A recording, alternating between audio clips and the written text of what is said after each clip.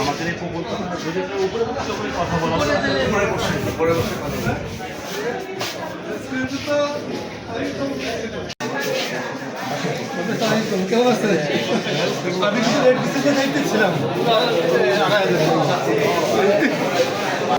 আমি red ক্রিসেন্টের chairman হতে পেরে আমি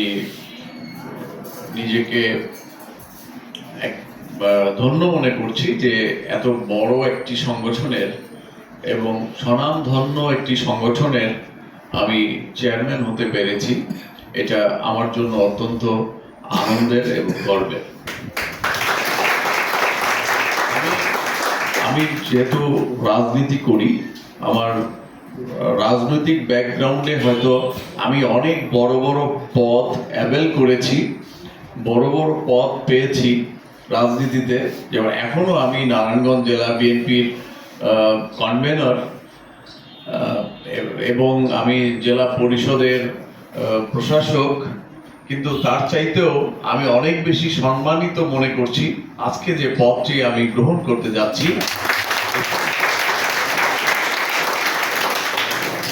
আমার রাজনীতির মূল উদ্দেশ্যই ছিল মানুষের জন্য কিছু কাজ করা, এবং আমার সেই উদ্দেশ্যের জায়গায় যেন আমি বসতে পারলাম, এটা ভেবেই আমার বেশি আনন্দ হচ্ছে যে আমি যেহেতু রাজনীতির মাধ্যমে রাজনীতিকে একটি প্ল্যাটফর্ম হিসেবে মানব সেবার বা মানুষের কাছাকাছি যাওয়ার একটা প্ল্যাটফর্ম হিসেবে গ্রহণ করেছিলাম ছাত্র জীবনে, তো ঠিক সেভাবেও আমি যতটা এগিয়েছি তার চাইতেও আমার মনে হয় যে মানব সেবার জন্য প্রকৃত সংগঠন রেড ক্রিসেন্ট সোসাইটিতে আমি একটি দায়িত্বে এসে আমি মনে করছি যে আমার যে উদ্দেশ্য নিয়ে আমি রাজনীতির প্ল্যাটফর্মে প্রবেশ করেছিলাম আজকে যেন সেই উদ্দেশ্য সফল হতে যাচ্ছে। কারণ রেড ক্রিসেন্ট হলো একটি স্বীকৃত আন্তর্জাতিক সেবা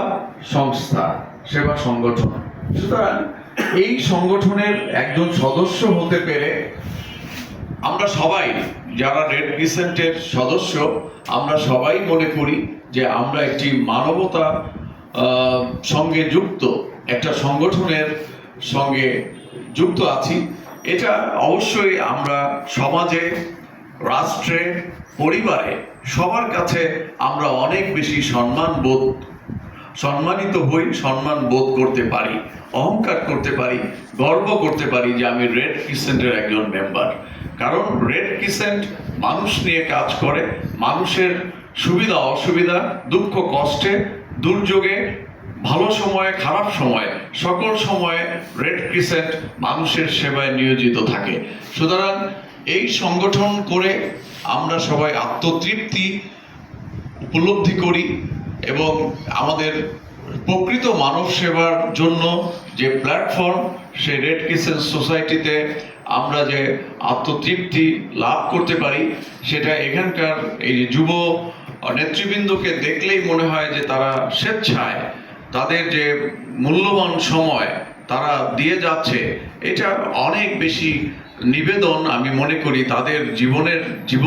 জীবন থেকে তারা একটা বিরাট অংশ মানব সেবার জন্য তারা নিবেদন করছে। এটি তাদের, আমি মনে করি যে আমার পক্ষ থেকে শুধু ধন্যবাদ দিয়ে তাদেরকে ছোট করতে চাই না, তারা অনেক মহৎ একটা কাজের সঙ্গে যুক্ত রেখেছে নিজেদেরকে, এবং এই কাজের সঙ্গে যারা যুক্ত থাকে তারা প্রকৃত মানবিক কাজের সঙ্গেই যুক্ত রয়েছে বলে মনে হয়, এবং তারা প্রকৃত মানুষ হিসেবেই সমাজে পরিচিত হতে পারে। যুব ইউনিট যেন বাংলাদেশের সেরা ইউনিট হয়, নারায়ণগঞ্জ রেড ক্রিসেন্ট যেন বাংলাদেশের সেরা রেড ক্রিসেন্ট হয়, সেই জন্য আমরা ইউনাইটেডলি সকলে মিলে ঐক্যবদ্ধভাবে পরামর্শ করে যেটি ভালো হয় সেটি আমরা সেই কাজগুলো আমরা করব, যাতে করে নারায়ণগঞ্জকে আমরা সারা বাংলাদেশে নয় যেহেতু এটি একটি আন্তর্জাতিক সংস্থা, শুধু বাংলাদেশের মধ্যে নয়, আমি চাই যে নারায়ণগঞ্জ বাংলাদেশ নয়, সারা বিশ্বের মধ্যে এই যুব ইউনিট একটা অনন্য ইউনিটে পরিণত হবে।